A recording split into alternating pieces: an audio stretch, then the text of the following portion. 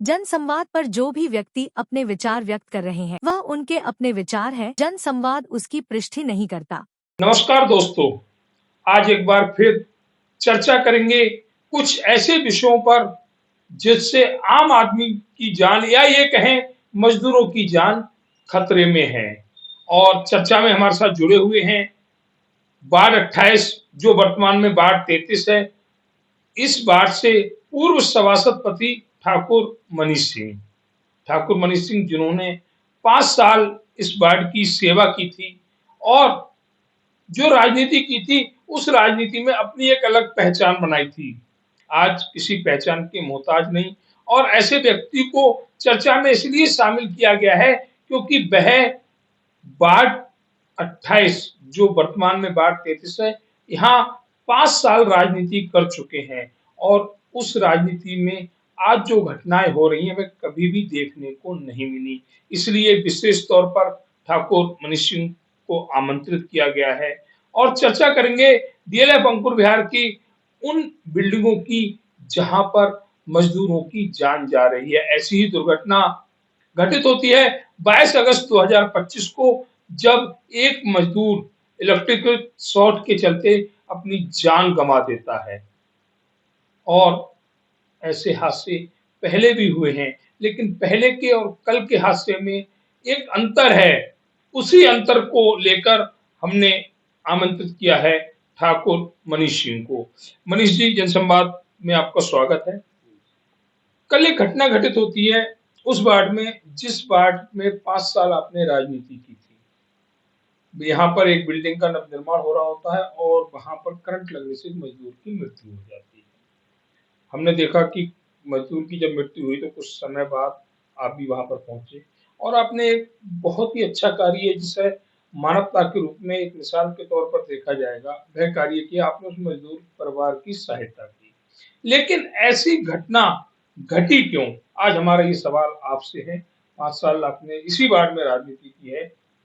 घटनाएं पहले भी घटित हुई, लेकिन पहले की घटनाओं में जिसके घर पर जिसकी बिल्डिंग पर घटना घटित होती थी तो वह बिल्डर वह सर्व समाज उस मजदूर की या उस वर्ग की सहायता करता था, लेकिन कल ये सब देखने को नहीं मिला।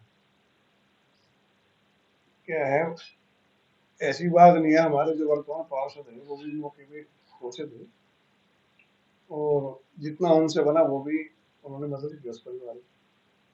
पर क्या है ना, थोड़ा जो प्रशासन है ना इस टाइम उसकी तो लापरवाही है और सबसे बड़ी लापरवाही उस बिल्डर की है। इतना नालायक बिल्डर है, देखो मेरे मुंह से दुख लग रहा है, कहना नहीं चाहिए, किसी को तो नहीं बोलना चाहिए, पर इतने नालायक बिल्डर है उस परिवार की मदद करने की बजाय प्रशासन को सेट करने में लगा हुआ है।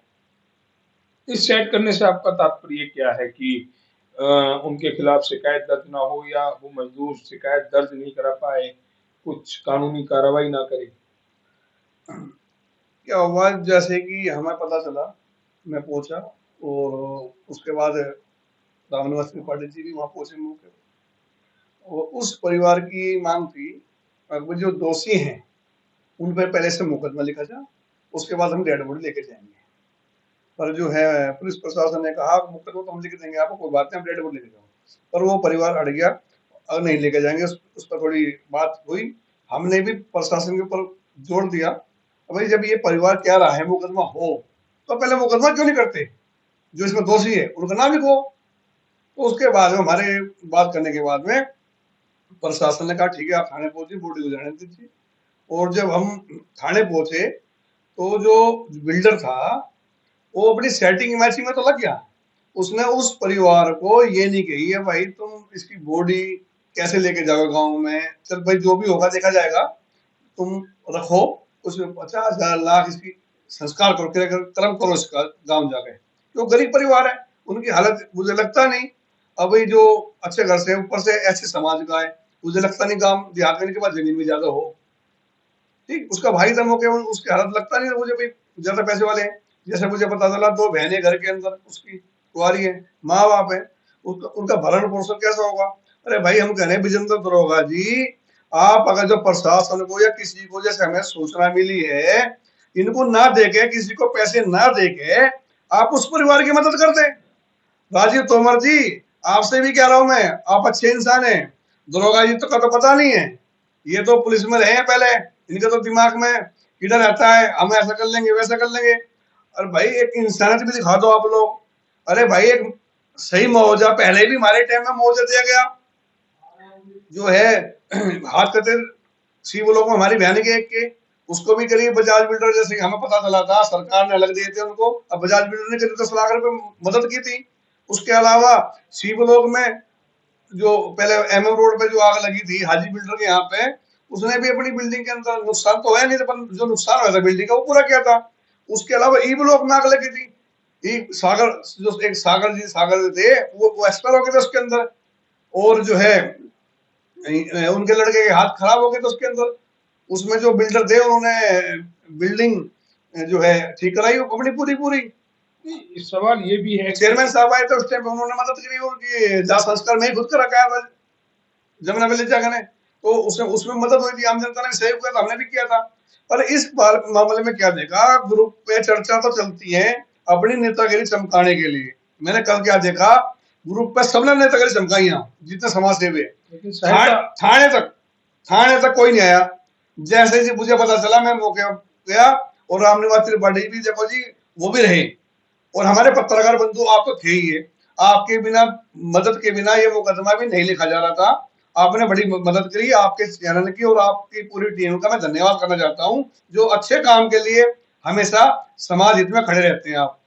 आज का सवाल हमारा ये भी है कि जब आपने राजनीति की थी उस वक्त अधिकारी भी सुनते थे, जो दुर्घटनाएं होती थी उसमें सहायता भी परिवारों की जाती थी, लेकिन आज का समय ऐसा क्या हो गया कि लोगों की सहायता नहीं की जाती। जो गरीब परिवार हैं, जो कहीं ना कहीं हादसे का शिकार हो जाते हैं, उनकी सहायता नहीं की जाती। क्या अधिकारी दबंग हो गए हैं या जनप्रतिनिधि कमजोर हो गए हैं? देखो ऐसे है ना, क्या होता है ना, आपस में एक ट्यूनिंग का भी सिस्टम होता है, और अब क्या हो रहा है, अब डीएलएफ के अंदर समाज सेवी इतने हो गए हैं, वो अपनी जेब भरते हैं। हमारे टाइम में था पर इतना नहीं था। आज तो मुझे जैसे पता चला 50 आदमी ऐसे हैं जो अपनी जेबें भर रहे हैं। उन उन उन जो 50 आदमी करीब हैं जो जेब भर रहे हैं जीडीए के काम से यहाँ पे, उनमें तो 4 आदमी भी आगे नहीं आए थाने तक। चल भाई इस परिवार को हम मदद कर दें, मुकदमे लिखवाने में मदद कर दें। पुलिस प्रशासन से लगातार मेरी बहसबाजी चलती रही, आपको तो पता ही है। जो मुकदमा लिखना था 2 बार उसका पन्ना फाड़ा गया, उसके बाद में मुकदमा लिखा गया, इसका नाम काट दो उसका नाम काट दो, तो क्यों काटते हैं हम, किसका नाम जो है दोषी उसका नाम लिखो उसके अंदर। अगर जो आज कल हम जो लगातार प्रयास करा अपना, जैसे हम पहले करते थे 5 साल पहले, अगर जब प्रयास न करते कल मुकदमा नहीं होता, लापरवाही का मुकदमा होता, इस मजदूर को कुछ नहीं मिलना था। क्यों, जो बिल्डर है तो उन्हें क्या फर्क पड़ता है, उनको तो अपना काम करना, कैसा करना सबको पता, सेटिंग मैचिंग करो। ये समाज से भी मर गए थे कल, कहाँ पे झंडा उठा के ना व्हाट्सएप पे ग्रुप पे लिख रहे हैं धे पूरे दिन लोगों को परेशान करे, पूरे डीलर वाला को। कहाँ थे, कहाँ मर गए थे सारे समाज से भी तो चुनाव लड़ने की तैयारी कर रहे हैं वार्ड के अंदर। अगर जो किसी का माँ का बेटा मरा है, हो किसी बहन का भाई मरा है, किसी बाप का बेटा मरा है, किसी का भाई मरा है, कहाँ थे वे समाज से भी।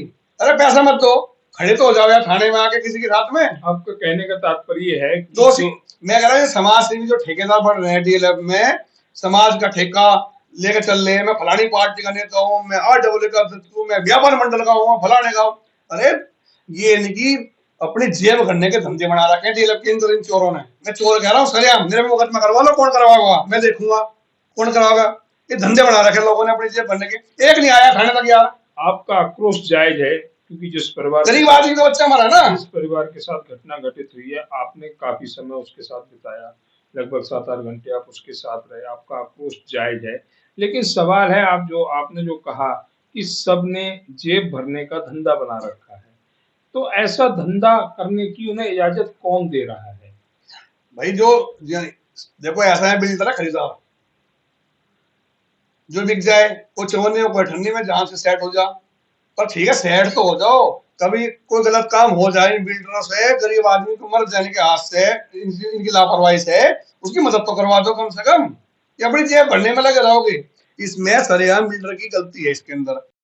विजेंद्र दरोगा जी, देखो जी, और रामेश चौधरी जी, और इसका जो है राजीव तोमर जी, जो भी और उनके साथ कोई भी इनका सहयोगी है जो पार्टनर है इसका इस बिल्डिंग के अंदर, सी 1/9 है। ठीक है जी, इसका 30 वाला लेंटर गिर गया, चौथे की तैयारी चल रही थी। जो ये सरिया चढ़ा रहे थे, कल बारिश का मौसम था, सेफ्टी किट दे ही नहीं। अरे भाई सरिया चढ़ाना था, हमने अंदर से चढ़ाते जिन्ने से, या छेद मारते, जैसे भी छोड़ दे जगह, जैसे और बिल्डर छोड़ते हैं। तुम बरसात चल रही है, ऊपर से सरिया पकड़ा रहे हो, तो भैया वो तो गिरेगा ही, जो उतना संभलेगा। तो ऊपर से कह रहे ये तो कह देंगे पुलिस से लापरवाही मजदूर की है। अरे भाई जब मजदूर पे आप रस्सी बांधते, खींचते, सिस्टम तो ना, अब ऐसा पकड़ लो जी, ऐसा पकड़ के दे दिया, हो गया। ऊपर से एक फुट की गली में उन्होंने 1.5 फुट का छज्जा निकाल दिया। वो छज्जा बाहर निकलेगा, तार तो बिजली के वही रहेंगे, वो तो आगे पीछे हो नहीं सकता। तार तो पहले से लगे हुए हैं, बिल्डिंग अब बन रही है। बिल्डिंग अब बन रही ना, तो पहले क्या था, हमारे टाइम में छज्जे नहीं चलते थे, अब छज्जे चले पड़ेंगे 2.5 फुट का, 3 फुट का। अब ये देखो, मैं कल गया था वहां, मैंने उसको बोला भी है बिजली वालों को, भाई तुम कहाँ सो रहे हो, यहाँ पल्ले वाले गौशाला रोड पे एक बिल्डर ने, जो विक्रम के फार्म के बराबर में 100 गज का जो कनक भी स्टोर है पल्ले वाला, उसके सामने एक बिल्डिंग बनाई है, उसने बिजली के तारों पे गत्ता लगा रखा है 11 ये जो 33,000 के वैल्यू पे। अब ये बताओ, जो कम पढ़े लिखे लोग हैं, मजदूर बेचारे, उन्हें क्या पता इससे क्या होगा। वो तो फट्टा लगाया था। अगर जो गलती से, जब उस परिवार, जो परिवार आएगा उस बिल्डिंग के अंदर, चाहे वो रहे चाहे और कोई आए, अब वो 33,000 की लाइन छोड़ेगी उसको? हादसे का शिकार कभी भी हो सकता है। अरे भाई 3 फुट का छज्जा लेकर दिया, वो इसकी 6 फुट की उसकी छोड़, मतलब दूर था। तो इस तरह के कार्य करने की इन बिल्डरों को इजाजत कौन देता है? जीडीए के अधिकारी। नहीं तो जीडीए के अधिकारी ये नहीं देखते आने वाले समय में कोई जनहानि भी हो सकती है, उनकी भी कहीं ना कहीं जिम्मेदारी बनती है, तो क्या वे अपनी जिम्मेदारी का निर्वहन नहीं करते? भाई मैं तो कह रहा, ठीक है रिश्वत खाओ, अधिकारी जीडीए के अधिकारी रिश्वत खाओ, पर किसी का परिवार भी देख लो। इन्होंने जवाब तो डाला किसी अधिकारी ने, अभी बिल्डर को नहीं कहा। हाँ, इन्होंने कहा 2 लाख रुपए ले लो, जो मुझे बताया मजदूर ने, 2 लाख रुपए कीमत लगाई उसकी जान की। जान की कीमत 2 2 लाख रुपए। कहीं यही हम यही लोग कह रहे हैं, सुनो, हम लोग कह रहे हैं, ये जो बिल्डर है, इनके परिवार में किसी की मौत करवा लो, जिसके जो हादसा है ना, 10 लाख रुपए तुम दाना इकट्ठा करा के देते हो, पता चलेगा ना किसका कैसे मरे। वो गरीब था, उसकी मदद को कोई ना आया। अगर जो कोई बड़ा पैसे वाला मरता ना, पूरा थाना घेर लेते हैं, आग लगा देते उसके घर में, उसकी गाड़ी भूख देते। वहां मैंने अपने फोटो वहीं खींचे, वहीं तीनों बिल्डर वहीं खड़े थे, किसी ने भी नहीं गई प्रशासन है उसके सामने। अभी तेरी लापरवाही से गरीब आदमी मर गया। अगर यही कार्य कोई गरीब कर देता तो मैं ये समझता हूँ कि शायद उनकी गिरफ्तारी भी हो जाती। हाँ, 100% गिरफ्तारी होती। इन पे मुकदमा, जब हमने कल मुकदमा दबाव डाला पूरा, मेरी एसओ साहब को मैंने समझाया, अपनी बोला बाकायदा, अभी गलत है सर, इन पर मुकदमा होना चाहिए।